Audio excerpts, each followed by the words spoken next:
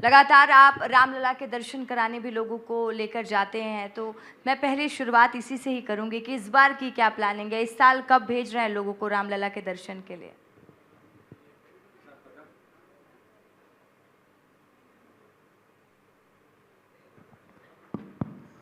सर्वप्रथम विस्तार न्यूज के तमाम साथियों का बिलासपुर के पावन धरा पर हार्दिक स्वागत करते हैं। आप लोगों ने कीमती समय निकालकर बिलासपुर आने का कष्ट किए, इसके लिए बहुत बहुत धन्यवाद। जहाँ तक आपने प्रश्न पूछा है अयोध्या रामलला के दर्शन का, तो हमारा एक निश्चित तारीख होता है जब रामनवमी होता है, जब प्रभु श्री राम का जन्म पूरे देश में बड़ा धूमधाम से मनाया जाता है, खासकर अयोध्या में। तो हम लोग ननिहाल वाले हैं राम जी का, तो हमारा भी कर्तव्य बनता है जो अपने लल्ला को जन्मदिन मनाने का।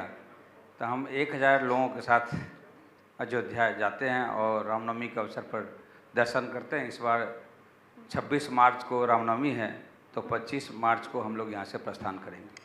अच्छा, चलिए अब बात कर लेते हैं कि छत्तीसगढ़ के विकास की, और बिलासपुर में आप किस तरीके से तस्वीर बदलती हुई देखते हैं, और क्या लगता है कि कहाँ कमी रह गई और कितना विकास अधूरा है बिलासपुर का? एक बहुत पहले सीरियल आता था, थोड़ा है थोड़े की ज़रूरत है। तभी हमारा थोड़ा हुआ है और थोड़े ज़्यादा की ज़रूरत है। बिलासपुर में जिस हिसाब से विकास होना चाहिए वो पता नहीं क्यों नहीं हो पाया। कारण कौन से जनप्रतिनिधि थे, कौन सी पार्टी थे, इसमें नहीं जाता हूँ मैं, क्योंकि मैं सामान्य लोग हैं। लेकिन जो विकास वास्तव में बिलासपुर का होना चाहिए, क्योंकि यहाँ से अंबिकापुर ले लीजिए या रायगढ़ ले लीजिए या कोरबा ले लीजिए या मुंगेली तकतपुर ले लीजिए, सबके बीच सेंटर पे बिलासपुर है। लेकिन ना उद्योग का विकास हो पाया, ना इंफ्रास्ट्रक्चर का विकास हो पाया। तो वो किस कारणों से रह गए? विकास की धारा देखेंगे तो रायपुर में विकास की गंगा बहती है, उसके अनुपात में आज हमारे ये 20 सालों के नहीं है, पहले भी जब अवाई मध्य प्रदेश था तो यहाँ के 4 मिनिस्टर उस टाइम मध्य प्रदेश के गद्दावर मंत्री होते थे, लेकिन उस टाइम भी बिलासपुर का विकास नहीं हुआ। तो मैं तो कई बार कई जगह पे बोला हूँ, जब हम किसी वास्तु वाले को बुलाएंगे जो बिलासपुर का विकास कैसे होगा, वो वास्तु कुछ दोष है तो वास्तु दोष करने का प्रयास करेंगे, ताकि बिलासपुर के विकास जो है, एक कल खुशी की बात है जो एयरपोर्ट के लिए जो रुका हुआ काम था, वो माननीय कलेक्टर महोदय द्वारा 50 करोड़ कल लेकिन राशि। आपको क्यों लगता है झा जी कि ये विकास नहीं हो पाया, ये वास्तु दोष क्यों लग रहा है कि यहाँ पर है? क्योंकि जो इंडस्ट्री छत्तीसगढ़ में हर जगह लगा हुआ है, बड़े बड़े इंडस्ट्री, वो बिलासपुर में नहीं है। और दूसरी बात, अब बिलासपुर के आसपास के जो आज इंडस्ट्रियल सेक्टर जो है, सिरगिट्टी सिलपहरी है, आप वहाँ की स्थिति देखें, बहुत दयनीय है। रोड नहीं है, कोई सुविधा नहीं है। आज देखेंगे तो हमारे यहाँ वहाँ पे अभी आग लगी थी एक इंडस्ट्री में, फायर ब्रिगेड नहीं था जो टाइम पे पहुँच पाता, और वहाँ लाखों करोड़ रुपये के सामान बर्बाद हो गए, आदमी की भी क्षति हुई, 2 आदमी मारे गए। तो ये बेसिक जो इंफ्रास्ट्रक्चर है जो बिलासपुर में होना चाहिए वो नहीं है। जो आज पानी के फायर ब्रिगेड की जो सुविधा होना चाहिए वो नहीं है। आज बिलासपुर न्यायधानी 2nd नंबर की शहर है छत्तीसगढ़ में, लेकिन आपकी बातों से तो ये भी लग रहा है आपकी राजनीति की तैयारी पूरी हो चुकी है, क्योंकि समाज सेवा में तो लगातार आप काम कर ही रहे हैं, डोनेशन भी देते रहते हैं लोगों को, तो अब आने वाले समय में टिकट विकेट भी तो नहीं मिलने वाला है आपको? नहीं, मनुष्य एक सामाजिक प्राणी है, हर आदमी का दायित्व है एक समाज के लिए कुछ करना है, और हर आदमी राजनीति में आकर के ही करेगा, ये किसी की गलतफहमी है। अगर मनुष्य चाहे तो छोटे तबके के लोग भी बड़ा सोच सकते हैं, और जो हमारे अंतिम पंक्ति में बैठे हैं वो भी समाज के लिए कुछ करते रहते हैं और करेंगे। सब अपने अपने हिसाब से करते हैं, तो हम भी उसी हिसाब से करते हैं। राजनीतिक मेरा सोच ऐसा नहीं है जो राजनीति में आऊँगा, लेकिन इससे परहेज भी नहीं है मुझे जो राजनीति में नहीं आना चाहिए, क्योंकि अच्छे लोगों को भी राजनीति में आना चाहिए, जो सुखी संपन्न है उसको ज़्यादा जरूरी है, क्योंकि पहले लोग अपना काम करते हैं, फिर शहर का विकास अपने बारे में सोचते हैं। लेकिन जो ऑलरेडी विकास कर चुके हैं, अगर वो राजनीति में आए तो ज़्यादा विकास करेंगे।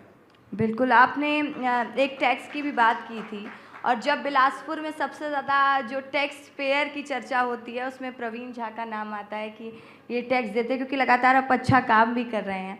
तो आप किस तरीके से देखते हैं कि आने वाले समय में आपने बार बार बात रखी है कि बिलासपुर में ये बदलाव होना चाहिए, ये बदलाव होना चाहिए, जब आप बिलासपुर के जनप्रतिनिधि बनेंगे तो आप कैसा बदलाव लाएंगे जब आपको ये मौका मिलेगा? तो देखिए, जनप्रतिनिधि वही होता है जो जनता की आवाज़ होता है, और जनता की आवाज़, जो जनता की ज़रूरत है, वो मेरी ज़रूरत नहीं है, जनता की जो ज़रूरत है उस ज़रूरत को पूरा करना चाहिए। तो जनता के बीच में जाके उनसे सजेशन लेना चाहिए, जो भई हमको आप क्या अपेक्षा रखते हो एक सरकार से, हमारे से क्या अपेक्षा रखते हो। जिस दिन हम जनता के बीच में, सिर्फ चुनाव के टाइम में नहीं, जनता के बीच में हर समय, महीने 2 महीना 6 महीना में जनता के लोगों से साथ बैठ करके और जब चर्चा करेंगे उनकी ज़रूरत का, तब जो विकास होगा वो असली विकास उसी दिन होगा। चलिए ठीक है, अभी आपको सफाई कर्मियों का सम्मान भी करना है जैसे कि आपकी इच्छा थी, लेकिन उससे पहले मेरा आखिरी सवाल रहेगा, क्या कहना चाहते हैं? यहाँ पर बड़ी संख्या में यूथ है उनसे, क्योंकि जब विकास की बात होती है तो जो सबसे ज़्यादा इम्पैक्टफुल वर्ग होता है वो यूथ होता है।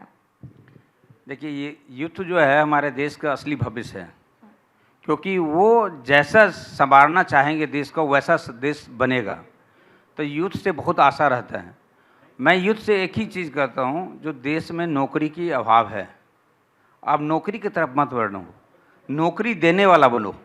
जब यूथ ये सोच लेगा जब हम नौकरी देने वाला बनेंगे, आज हमारे यशस्वी प्रधानमंत्री जी भी कई सारे योजना ला रहे हैं जो यूथ को अपने सेल्फ बिजनेस कैसे स्टार्ट किया जाए।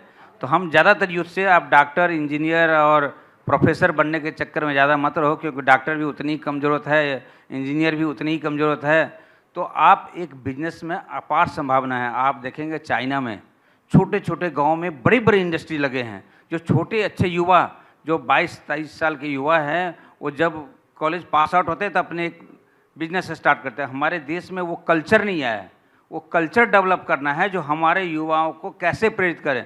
हम आने वाले समय में एक कुछ ऐसा लाना चाहते हैं जो हम युवाओं को साल में 1-2 बार बड़े सेमिनार बनाएंगे और उसमें बताएंगे कैसे आप एक उद्योगपति बन सकते हो और कैसे एक बड़ा बिजनेस बन सकते हो।